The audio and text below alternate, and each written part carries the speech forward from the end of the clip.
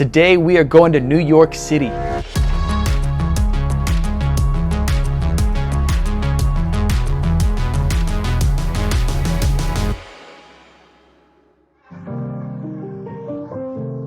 The studio is called Cowboy Technical Services. It is a one-room recording studio with a booth, a full backline of instruments, a beautiful API console, some tape machine, everything you need to track, produce, and mix in one space. And what's cool is it's in a freaking, what's it called? Commercial condo building in Brooklyn. I got to spend the day with the guys, go through the whole place, see how it's set up, what they're using. It feels like a place that was set up for collaboration, whether you're recording tape, tracking a full band in the same room, or building something from scratch. There's some pretty cool instruments in there, as well as a cool collection of amps, which, speaking of, I don't know if you can see behind me, I just got a couple special new amps in the studio. These Studio Edition Marshall amps, the JCM 800 and the Plexi. I did a video on how to get the early Paramore sound, and I just used this Marshall JCM 800 Lead Series Studio Edition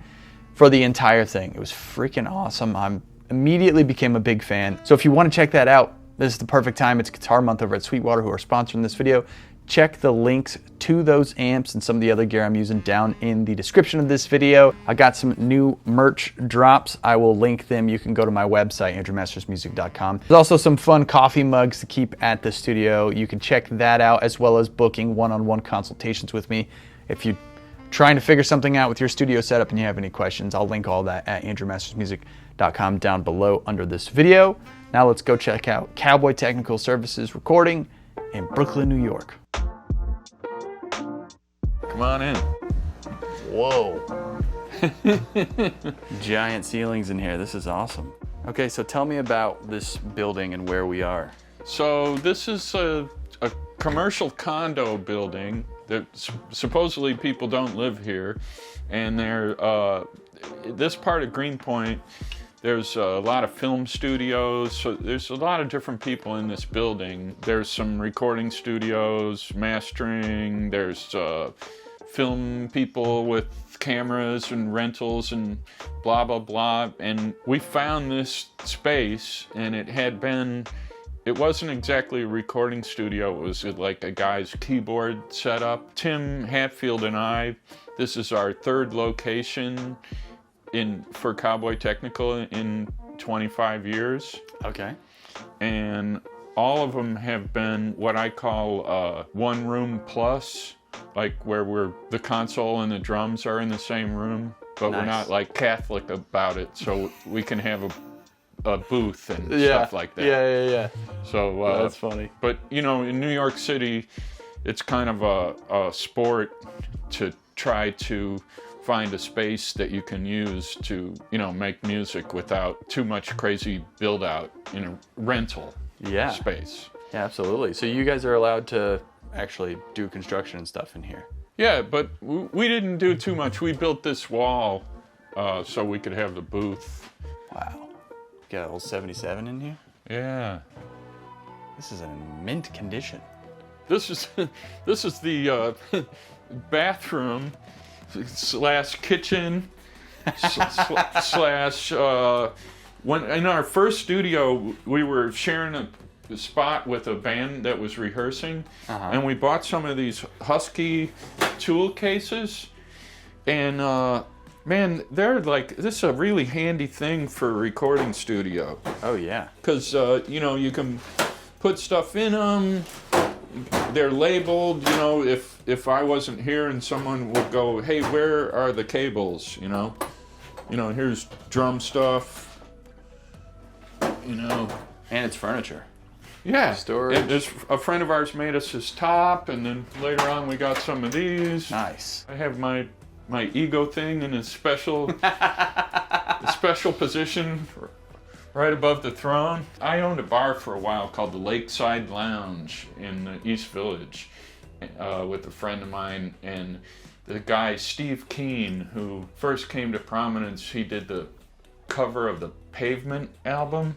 Okay. These are his paintings, there's a bunch of them throughout the place. He painted our racks for us. Oh, that's so cool. These racks that we made. This is just like a floater rack. Little floater Altec and Pultec. Yeah. That's sweet. You know, more, I can't say, these things are so handy, these tool cases, you know? Oh yeah, look at those. Yeah. A little sneak peek in the mic locker. Yeah.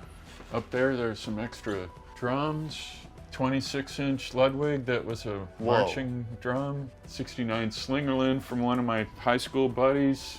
Got to have electric sitar. When David Hidalgo came in, that's what he grabbed and he played the whole day. Really? Los Lobos thing. That's awesome. And that's not a that's a Rogue. Yeah, that's a rare piece right there. It's not an expensive one. Well, you've met Roscoe. I'm Tim Hatfield, engineer, producer, songwriter here at Cowboy Technical Services. I've been Roscoe's partner for 25 years. How is that, partnering up on a studio? We were working together at different places, and then both of us, we each started buying some gear. We were in this one, you may have heard the term fluke room. We were in this fluke room that it just sounded really good for no reason. Yeah. And this guy had a bunch of equipment in there, but we kept buying equipment, and he kept charging us to work there. At a certain point, it was like, well, we own everything except for the console. Yeah, let's just buy a console. So there used to be this thing, and now you're younger than us, Andrew, but there was a thing called Pro Audio Marketplace that was like a pamphlet. This is in the pre-internet days. Okay. And it was a little printed pamphlet. It cost $25 a year. The ads were so tiny that you wouldn't dare read the thing without a pencil. You know, because if you might not be able to find it. But we found a Neotech Elan in Nashville. It was at Word Music, the Christian publishers. They had commissioned it brand new in like '92, and they had it in their recording studio, which was basically a room where they were dubbing cassettes. We went down there and got it in my Suburban on a Saturday, and the nice folks at Word Music, the Christian music publisher, wouldn't help us load it into our Suburban. So Dan Baird, my friend from the Yahoos and the Georgia Satellites, he came over with a skateboard. So we used our dolly and his skateboard, and we got it in the Suburban and got it out of there. Yeah, we were parked on the second floor of their garage, so we had to push it up this hill. It was really crazy. But that was a great console, and it really, like, we couldn't have had a studio without it. And we sold it recently to this young guy from Los Angeles. Back then, when you bought a console, it came with a patch bay and it came with wiring. Yeah. You know, now it's like you buy a console and it's like buying a car that doesn't even have wheels. Right. When did you guys decide we're going to get a console and do our own studio? That was 99. Yeah, 1999. December of 1999. Okay. It was when we finally got it going. Yeah. We pulled it up. And what part of New York was that in? We were in Williamsburg, and we had to get our stuff out of this guy's place. And there was a band that we knew that had a little rehearsal room, and we were going to store the stuff there. But then when we started looking at it, we were like, you know, I think that we could set up all our stuff and you wouldn't even have to move. So we set up our stuff around them. We recorded their album and they didn't even move from where they were rehearsing. Oh yeah, engineers are awesome. Yeah. Here's our main room where we do everything. Everybody plays together. We accidentally, you know, our first place was a one-room place, and we just felt like we could get a lot done being in the same room. Man, look at this beautiful console. This is a big space. What's the size of this room? 17-foot ceilings. Wow. There's our drum sound up there, hanging from the sprinkler. Oh, nice. You got to have a 57 on something. That's great. Our newest thing is we got this console from Westla Show down in Raleigh. I had been thinking about getting a new console, and I did a record upstate and used Rupert Neve, and we used all the console pre's. Yep. And it was like, wow, that sounds like the old records that I like, you know, like the one lens aspect of, as opposed to a whole bunch of different preamps. Yep. But the Rupert Neve, it wasn't going to work for us, and we already had a whole bunch of 500 series EQs, and I kept looking at this review in tape-op of the API 2448. Then I noticed that the review was written by this guy, Wes Lachaux. So I called my friend Terry Anderson from my band, The Yahoos. I was like, do you know Wes Lachaux? He's like, well, fuck yeah, he just played on my record. And I was talking to Wes Lachaux 20 minutes later. Nice. And so now with Wes, I got the API console. I got his ace wiring guy, Tom Canova, who rewired our whole studio. And there's another guy that Wes works with named Tony Brett of Brett Acoustics. And he built the legs and the stand and the DAW bucket and the patch bay area. Wow. And if you go around back, I mean, it's this beautiful cover to the thing, you know, so it doesn't have like wires hanging out of it. Yeah, that's nice. And Wes was a real asset. He helped us with a little extra treatment on this wall that helped us with some low end. And That was beautiful. Absolutely beautiful. You guys mostly do tracking in here? You do everything? tracking, overdubs, mixing. At this point, you know, the computer's not going anywhere in our workflow. Yeah. And to me, it was like, if I was going to get a new console, there's no way that I wanted to have the computer screen over on the right and have to roll over there all the time.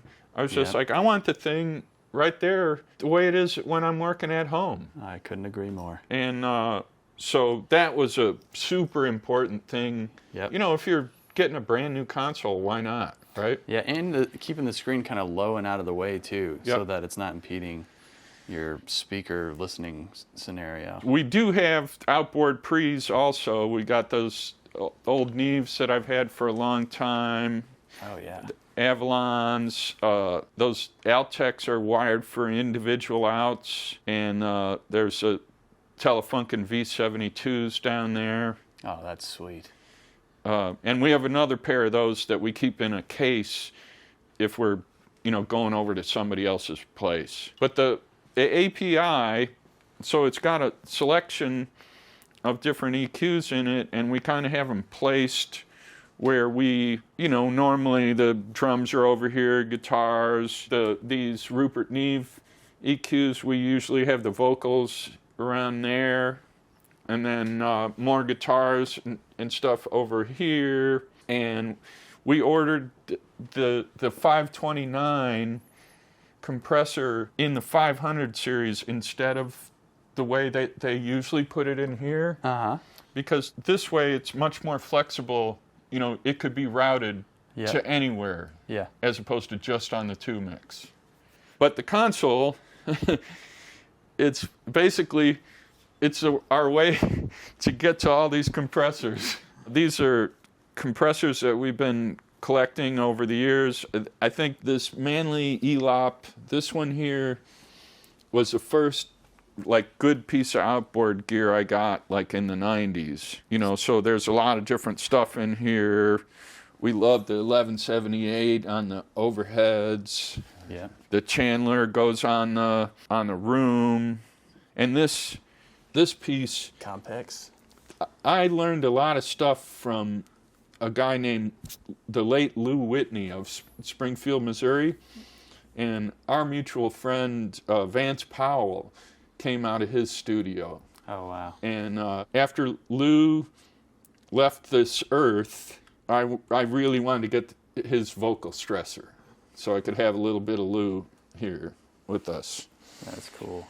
Timbo got this Unfairchild. It's really a fantastic piece. And, you know, there's a lot of tricks that you could do by going to other devices, but this way, you know, it'll do the MS, it'll do forward compression. That's a recent LA2A, you know, which is just a great thing for vocals. And for a long time, this was our main mix compressor, the Crane Song.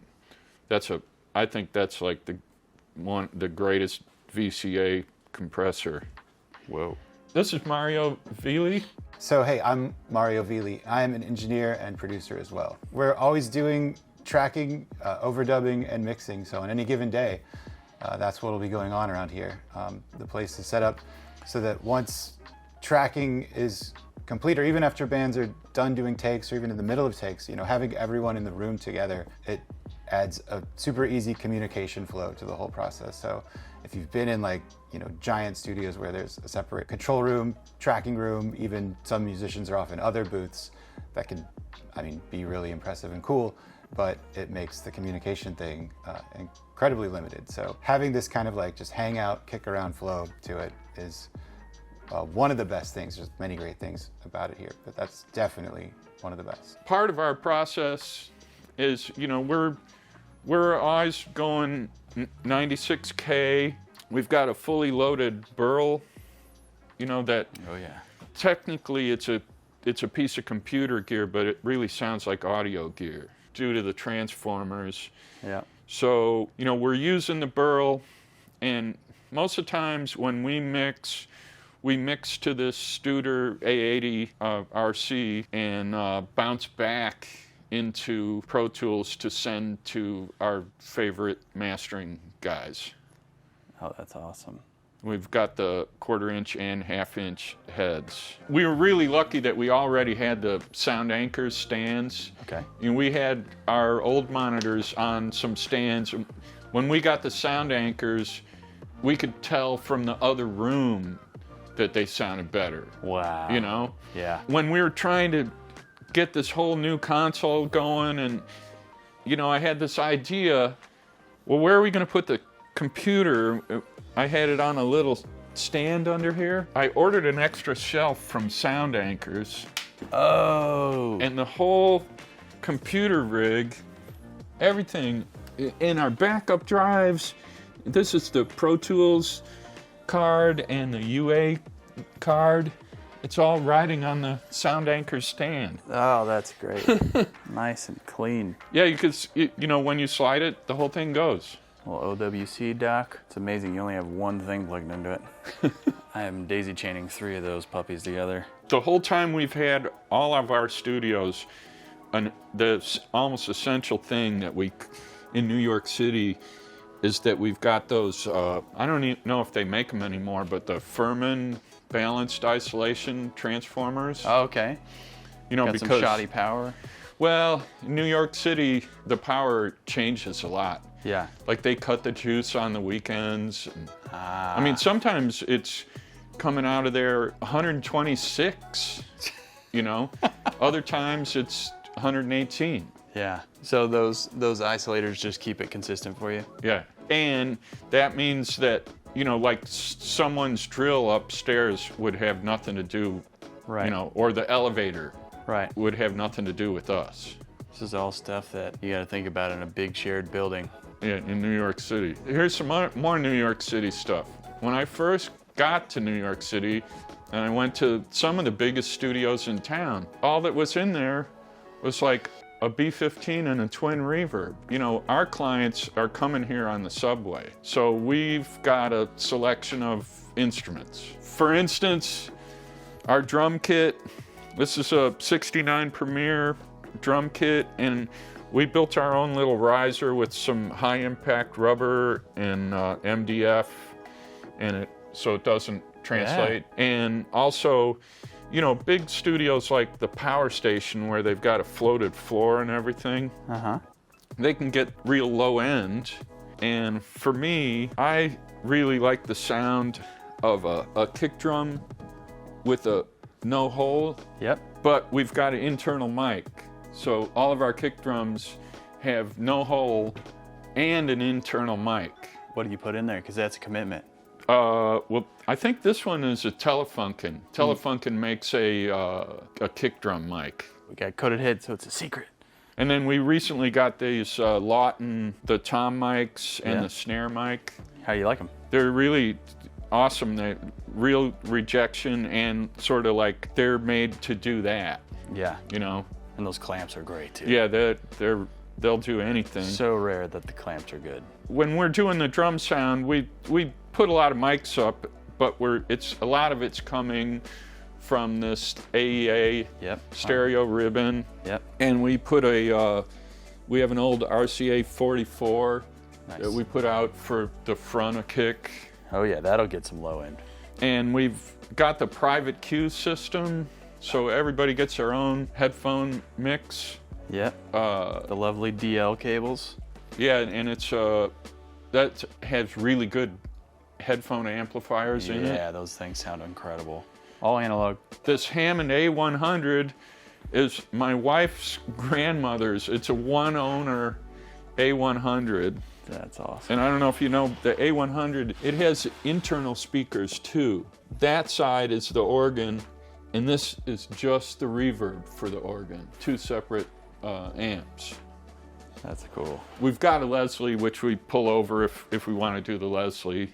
What's the background in like music? I've been playing music my whole life, like learned piano, got a guitar when I was in 5th grade, played trumpet. I've been in bands, had Wyoming's first punk rock band in 1978, and then I moved to Hollywood during the punk rock days, and I was the original guitar player in Joan Jett and the Blackhearts, and that's what brought me to New York City, eventually forming this band, the Del Lords, and we made a lot of records, and I got to record in some of the best studios in the world, and really got into this guy that I told you about before, Lou Whitney from Springfield, Missouri. I really learned a lot from Lou about the producer thing, and he was like, well, I'll tell you, Roscoe, sometimes producer's just a guy who's been there before.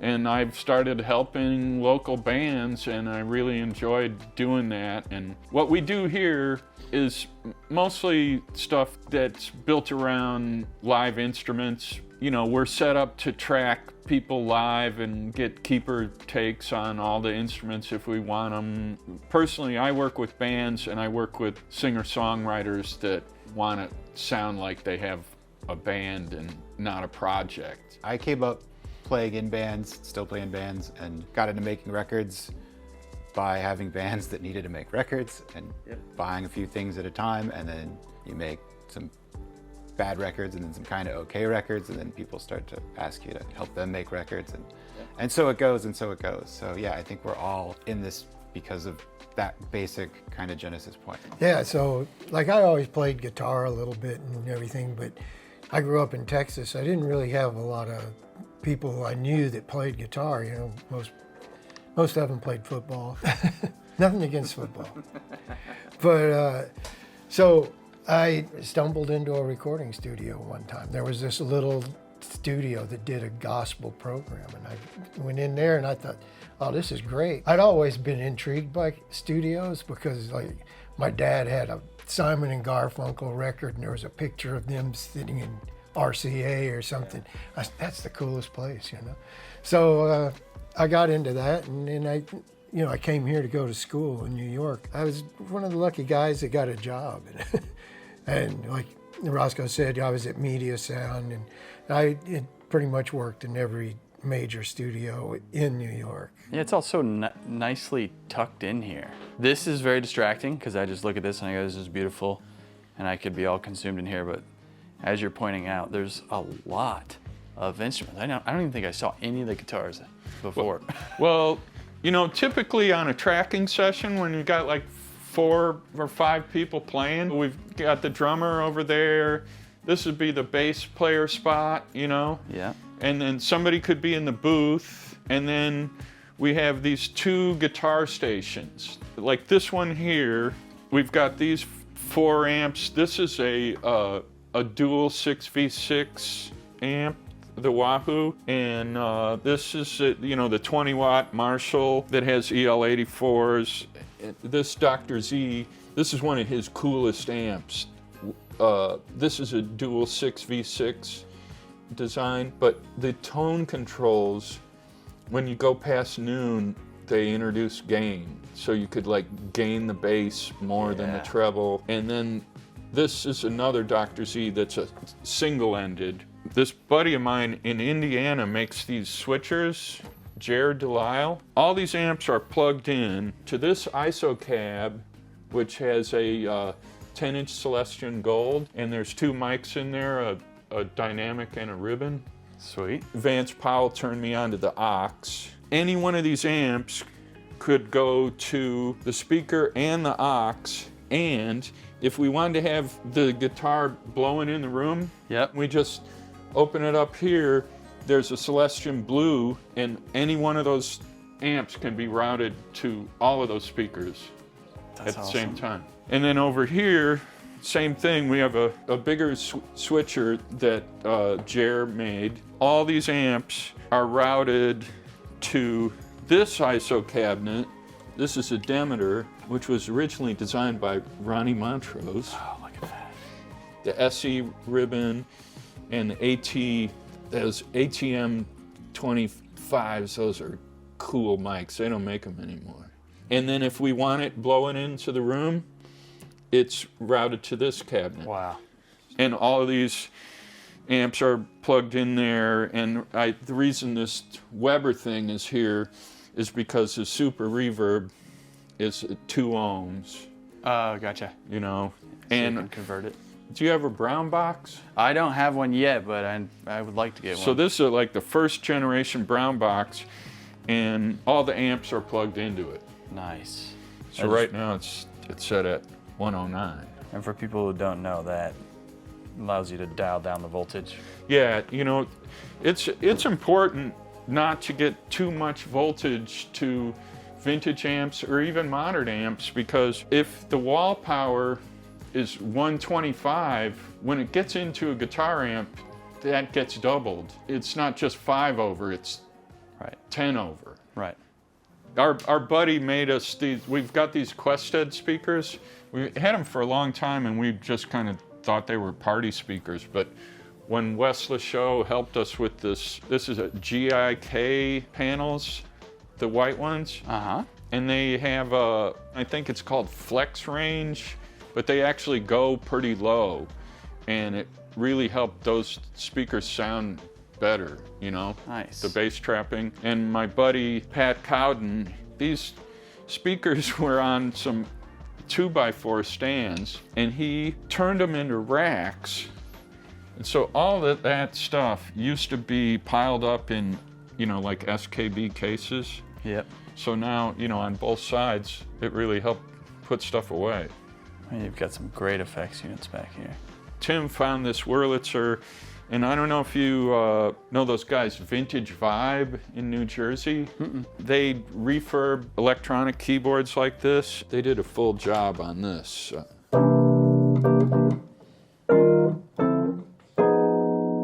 Wow, that's you know, it's got great. the internal speakers, and it's even got the headphone so you could talk to the teacher. See this thing? That's hilarious. When Roscoe and I met, we were carrying around all our outboard gear. And we go into a studio and go, now plug in that LA2A. It doesn't, you know, it needs some help. So we decided, like, we need to have a place where everything works. So here we are. Yeah, that was a big thing. We'd go to these studios, you'd look at their gear list, and then you go in there, and this thing says DN. What does DNU mean? Do not use. Oh, well, it's broken. Well, why is it even here? Yeah. You know, like, we don't, if anything goes down in here, we get it fixed. Right. You know, I did some project one time at this studio in Philadelphia, and everything went south, and the guy was like, I can give you another day. It's like, what about the musicians? Yeah. What about the hotel? What about the food and all the beer that we drank? Waiting for your equipment, you know? So the maintenance thing has been really important to us. You know, like people come here, you know, we've got all these instruments, we're ready to go. We're routinely getting a track cut here before lunch. Right. Coming up in the 80s and suffering through some guy getting sounds, you know, for a half a day is like, wait a minute, that doesn't have to be that way. Right. Oh yeah, somebody coming in with 24 snare drums, and when I was an assistant, you know, you'd sit there and they'd go through 20 snare drums, and then, oh, okay, that's the one for this song. The mix would come back and there was a sample on it anyway, so it didn't, you know, it's really. What's the story on the name? Oh, no, that's you. Man. So, you know, I came up with the name, but my buddy Lou Whitney, again, he he had the name of his studio. He looked at the Yellow Pages, and he looked at the biggest recording studio in town, and he named his studio so it would be Right next to it? yeah. And so we used to work at a place called Coyote Recording, which was one of the first places in Williamsburg. Cowboy Technical. It'll be right next to Coyote in the Yellow Pages. That is awesome. Yeah, you could tell them what the Yellow Pages is. It was, And then I've been co-opting that bucking bronco from the Wyoming license plate on all my stuff forever. So we put that in as our logo. Well, thank you guys for having me and showing us around this beautiful place. I'll put a link to the website and all social media and stuff down below so people can check it out. Terrific. Thank you so much. Yep. We'll see Now you guys let's get some sandwiches. Yes, let's do it.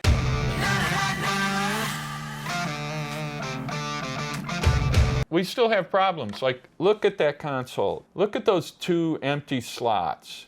I mean, that's a problem.